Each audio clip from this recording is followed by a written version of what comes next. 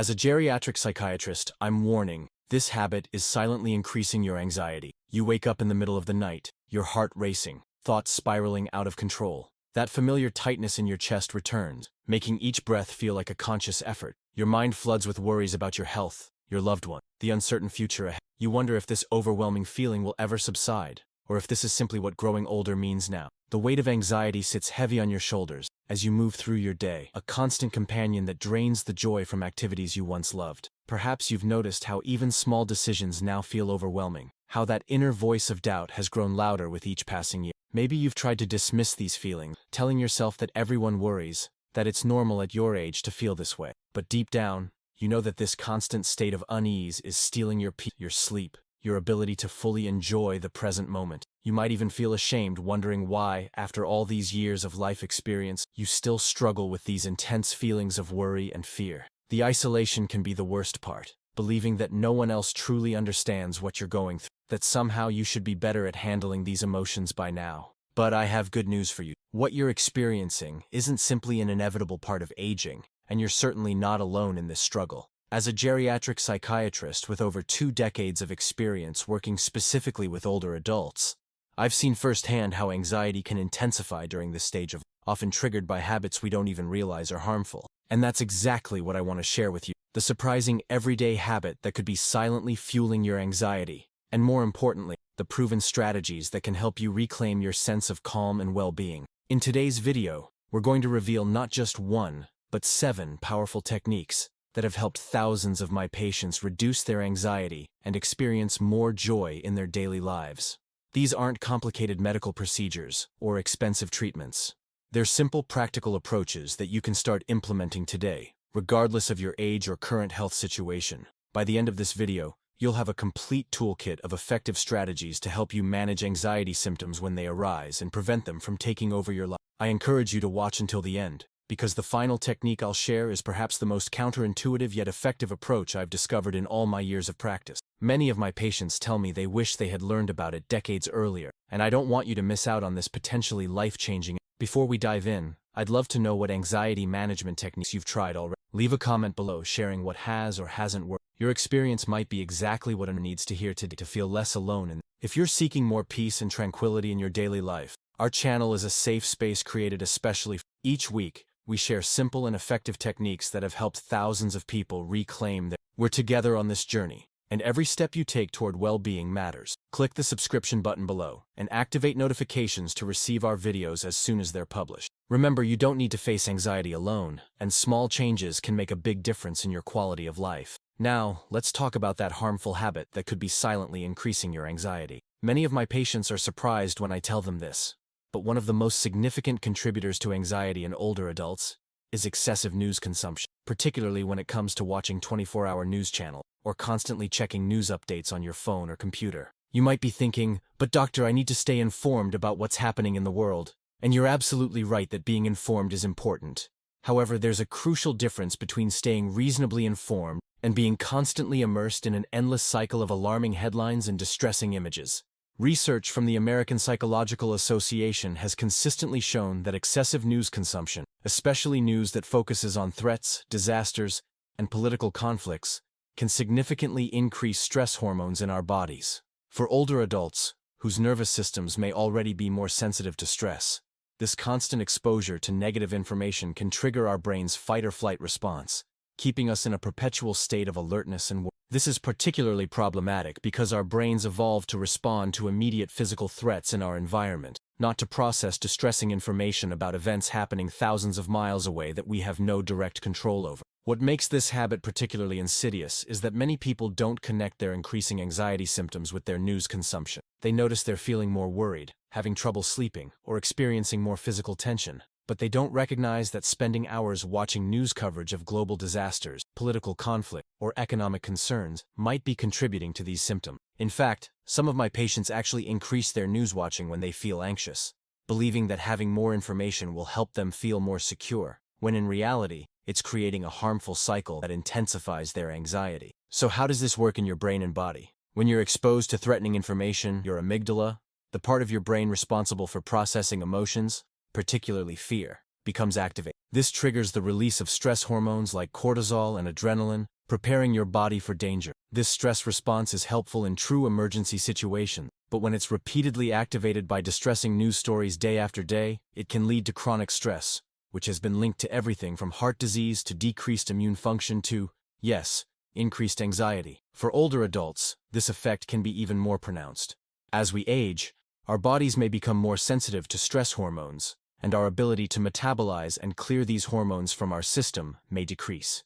Additionally, older adults have lived through more historical events and may have more complex emotional responses to current news, especially if it triggers memories of past difficulties or traumas. All of this can make excessive news consumption particularly harmful for your mental well-being. But don't worry, I'm not suggesting you disconnect from the world entirely. Instead, I'm going to share some practical strategies to help you stay informed while protecting your mental health. And then we'll move on to additional techniques that can help reduce anxiety symptoms even further. The first technique I recommend to my patients is to establish healthy boundaries around news consumption. Try limiting your news intake to a specific time of day, perhaps 15-30 minutes in the morning or early afternoon, but not right before bed when it might interfere with your sleep. Choose one or two reliable sources rather than flipping between multiple channels or websites.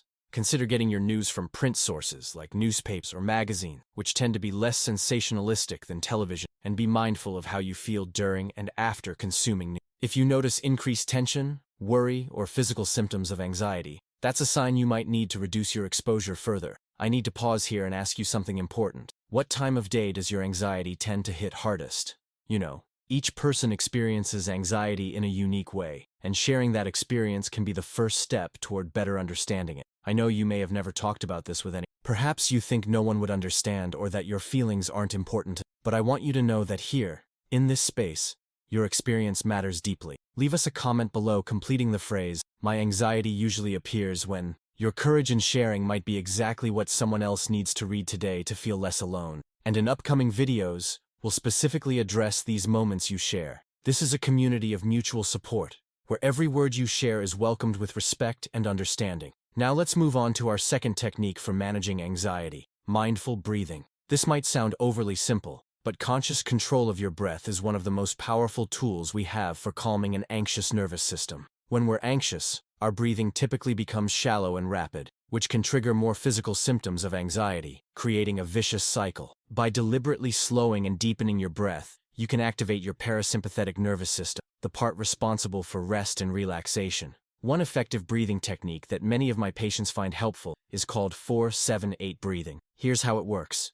You inhale quietly through your nose for a count of 4, hold your breath for a count of 7, and then exhale completely through your mouth for a count of 8. This extended exhale is particularly important as it helps signal to your body that it's safe to relax. Try practicing this for just 4 cycles, twice a day, and then also whenever you notice anxiety symptoms arising. Many of my patients report feeling a noticeable difference in their anxiety levels after just a few days of consistent practice. What I love about this technique is that it's completely free, can be done anywhere without anyone noticing, and has no negative side effects.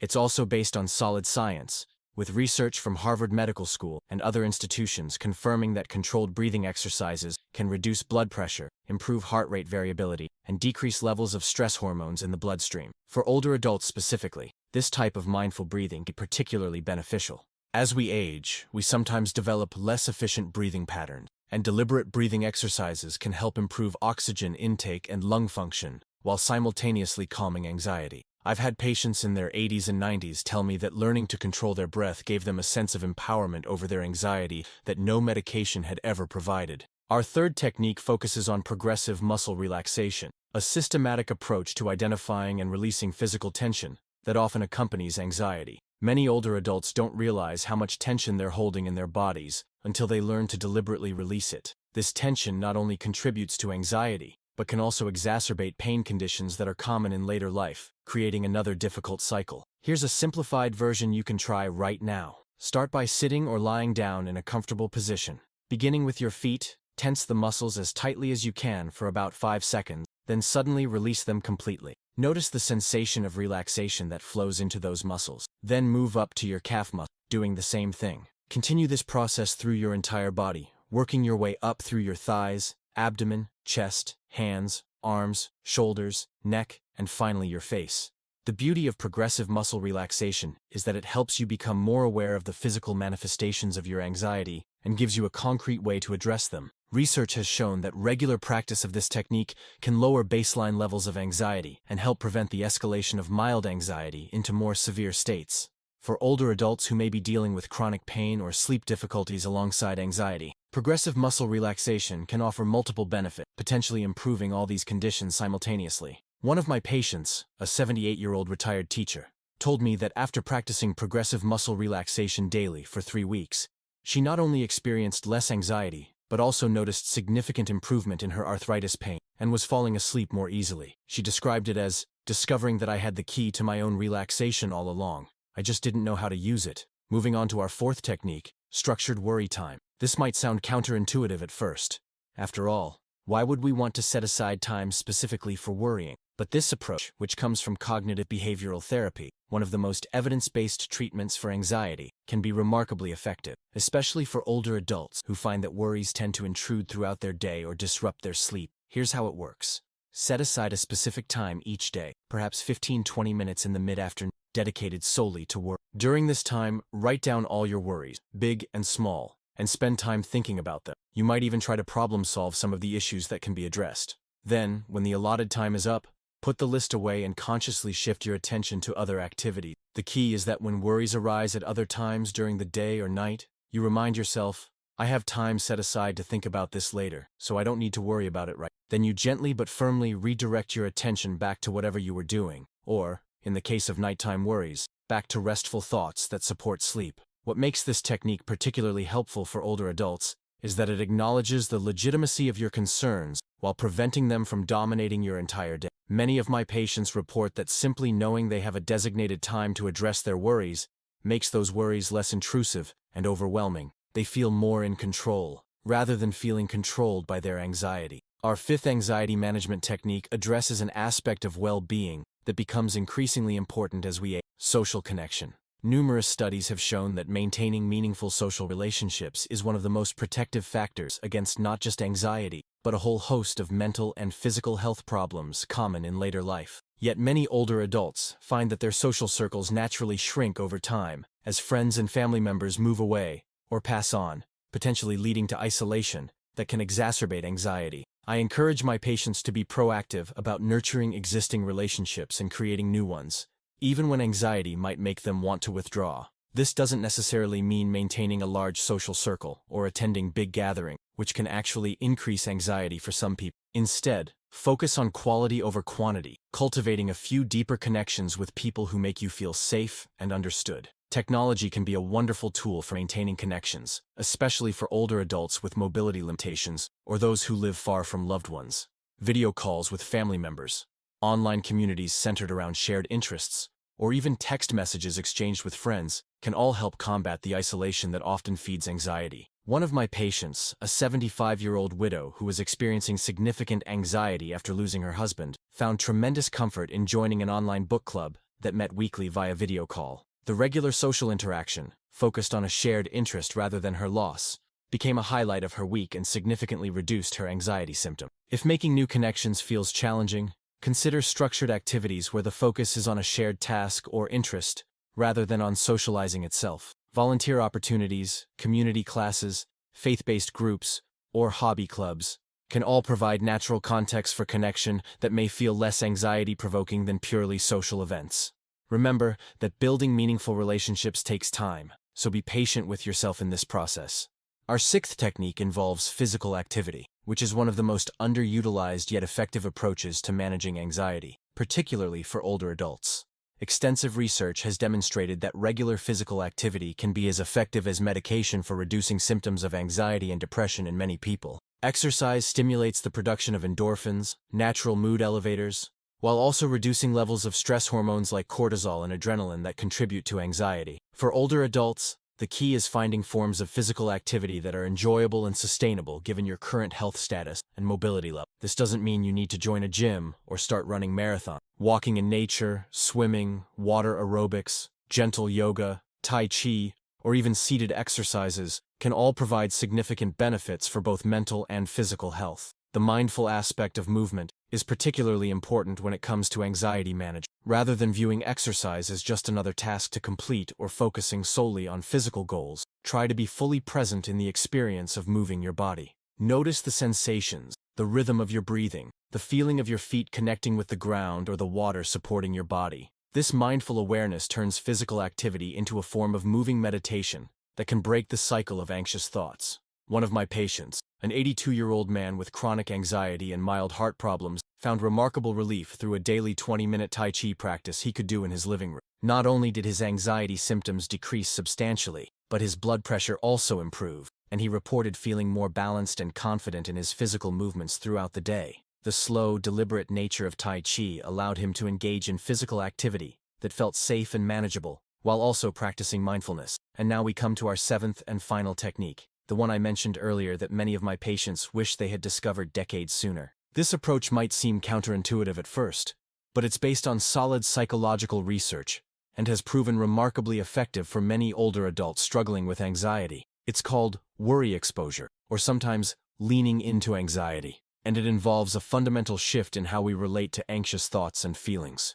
The typical response to anxiety is to try to avoid or suppress it, to distract ourselves or push anxious thoughts away. But psychological research has consistently shown that attempting to suppress thoughts often makes them stronger and more persistent, a phenomenon sometimes called the white bear effect, after a famous psychology experiment. Instead, worry exposure involves deliberately bringing your attention to the anxious thoughts or sensations you're experiencing, observing them with curiosity rather than judgment, and allowing them to be present without trying to change or eliminate them. Here's how you might practice this. When you notice anxiety arising, rather than immediately trying to distract yourself or employ relaxation techniques, take a moment to acknowledge what you're experiencing. You might say to yourself, "I notice I'm feeling anxious right now. My heart is beating faster and I'm having thoughts about whatever you're worried about." Then, instead of fighting these sensations or thoughts, allow them to be present, observing them with curiosity. I wonder how long this feeling will last.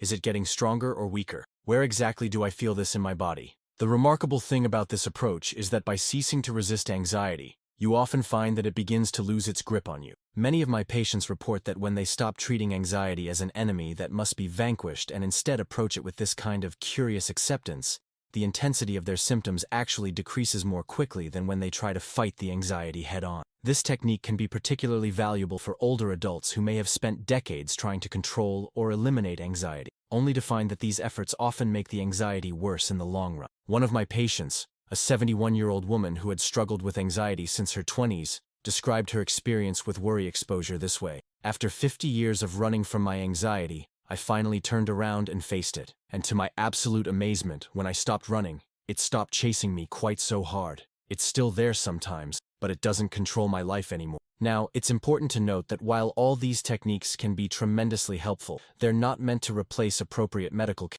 If you're experiencing severe anxiety that significantly impacts your daily functioning, please consult with a healthcare provider who can help determine if you might benefit from additional treatments, including therapy or medication. Anxiety is a real medical condition, and seeking help for it is just as important as seeking help for any physical health concern. As we wrap up today's discussion, I want to emphasize that managing anxiety is a journey, not a destination. There will likely be easier days and more challenging. The key is to approach yourself with the same compassion and patience you would offer to a dear friend facing similar struggles. Remember that experiencing anxiety doesn't mean you're weak or failing in some way. It simply means you're human, navigating the complexities of life with a nervous system that's trying its best to protect you. I hope the techniques we've discussed today will serve as valuable tools on your journey toward greater peace and well-being. Start by choosing just one or two approaches that resonate most with you and practice them consistently before adding others. Small, sustainable changes often lead to the most significant long-term improvement in managing anxiety. If you found this information helpful, please give this video a like and consider sharing it with someone who might also benefit. And if you have any questions or insights about managing anxiety in later life, I'd love to hear from you in the comments below.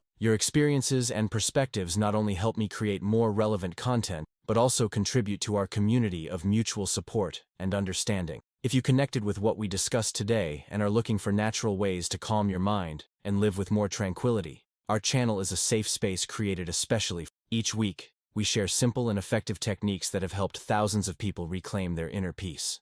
We're together on this journey, and every step you take toward well-being matters. Click the subscription button below and activate notifications to receive our videos as soon as they're published. Remember, you don't need to face anxiety alone, and small changes can make a big difference in your quality of life. Thank you for spending this time with me. Until our next video, be gentle with yourself, and remember that while anxiety may be part of your experience, it doesn't define who you are or what's possible for your future. Wishing you moments of peace and clarity in the days ahead.